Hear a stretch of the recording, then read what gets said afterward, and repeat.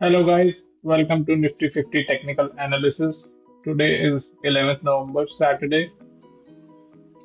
Market ने flat close दिया Friday को और हम ये देख रहे हैं इस टाइम करंटली 3 मंथ्स चार्ट। अगर हम 3 मंथ्स चार्ट से जूम आउट करके 6 मंथ्स चार्ट पे आएंगे तो हमारे मार्केट ने एग्जैक्टली सपोर्ट लिया यहाँ पर, जो था 18,800 levels, prior level.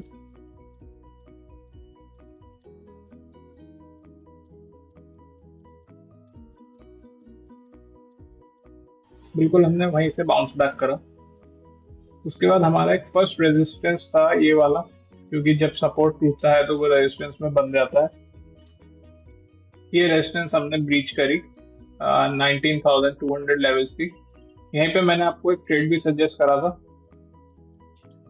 To buy 19,300 C at 90 rupees 9th नवंबर की।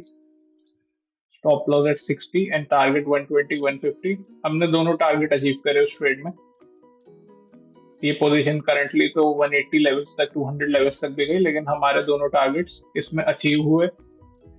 मैंने आपको कल क्लोजिंग पे एक ट्रेड और दी, to buy 19,400 C at 100 rupees, stop loss 60, target 150।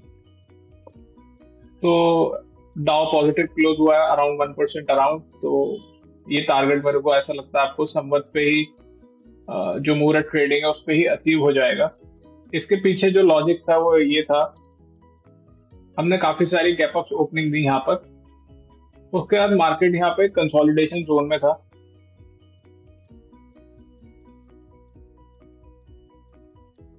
एक तरीके का कंसोलिडेशन जोन में था मार्केट। ना तो वो 330 लेवल्स को ब्रीच कर रहा था, ना एक अपर साइकिल ब्रीच कर रहा था। लेकिन अगर आप जूम आउट करोगे चार्ट पे तो अभी नियर बाय जो सपोर्ट था, जो रेजिस्टेंस बन गया था 340, हमने उसे ब्रीच करा। उसके ऊपर हम बराबर का क्लोज दे रहे थे। तो मेरे को लग रहा था इस रैली में एक अपसाइड पोटेंशियल है, और स्टॉप लॉस भी मेरा काफी पास है 330 लेवल्स।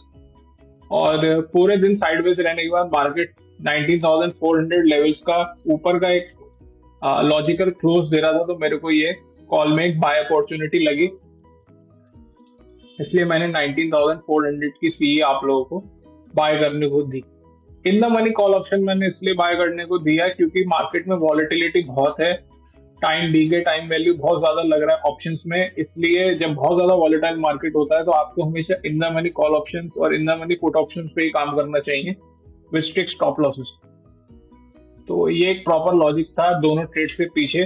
जो निफ्टी 19,230 की मैंने आपको ट्रेड बताई, जिसमें टारगेट अचीव हुआ था, वो ये वाला लेवल था। जब उसने यहाँ पे ब्रीच करना, तभी मैंने आपको, मेरा सबसे बड़ा इंपॉर्टेंट एक लॉजिक रहता है कि मेरे को उस सपोर्ट को तोड़ने की जगह उस सपोर्ट के ऊपर का या उस रेजिस्टेंस के ऊपर का क्लोज ट्रेडिंग मेरे लिए बहुत ज्यादा इंपॉर्टेंट होता है। मैंने अब तक I have 5 years of trading experience in the market. तो मेरे लिए मेन इंपॉर्टेंट चीज रहती है कि उस लेवल को तोड़े तो जरूर, लेकिन उस दिन या 1-2 दिन तक उस लेवल के ऊपर का क्लोज आए। लेकिन वो क्लोज आने की वजह से मेन इंपॉर्टेंट चीज ये हुई कि हमें गैप अप मिला और हमारा टारगेट अचीव हुआ। ये थी नंबर 1 ट्रेड जो मैंने आपको बताई थी 90,230 लेवल्स की, जहां पे मैंने आपको निफ्टी 19,300 का लेवल सजेस्ट करा टू बाय। और अब मैंने आपको बताया 19,400 का ऑप्शन मैंने किस लॉजिक और किस सेटअप से बनाया है। बेसिकली 100 पॉइंट का स्टॉप लॉस है यहाँ पे है। अगर आप कैलकुलेट करेंगे तो यहाँ से ऑलमोस्ट 90-95 पॉइंट्स गिरेगा, तो एक ऑप्शन ऑलमोस्ट 30-35 पॉइंट्स करेक्ट होता है। तो वही मैंने स्टॉप लॉस रखा है यहाँ पर। लेकिन अभी भी हमारे पास एक मेजर सपोर्ट है, दैट इज 19,230 लेवल्स। जब तक ये ब्रीच नहीं होगा मैं अभी तक सेल की ट्रेड नहीं लूंगा। I am positively on the by side. और जो हमारे पास अगला बड़ा रेजिस्टेंस हमें दिख रहा है वो ये जोन है। ये तो बड़ा हो गया ये वाला। इससे पहले अगर आप देखेंगे तो ये वाले कुछ लेवल्स हैं 690 अराउंड, या ये एक विक भी आप मान सकते हैं अगला बड़ा रेजिस्टेंस जो है, जिसके ऊपर अगर प्रॉमिसिंगली ब्रीच करेगा तो मैं एक बाय की ट्रेड ले सकता हूं। और मैं आपको अपग्रेड करूंगा अपनी सारी ट्रेड्स की तरह, जैसे मैं करता आया हूँ टेलीग्राम पेज पर। तो जरूर ज्वाइन करें हमारा Telegram page bank Nifty industries. इसमें स्टॉक सजेशंस भी आते हैं आपको, और इसमें कॉल एंड फ्यूचर ट्रेड भी मैं आपको देता हूँ। तो ये था करंटली निफ्टी का सिनारियो।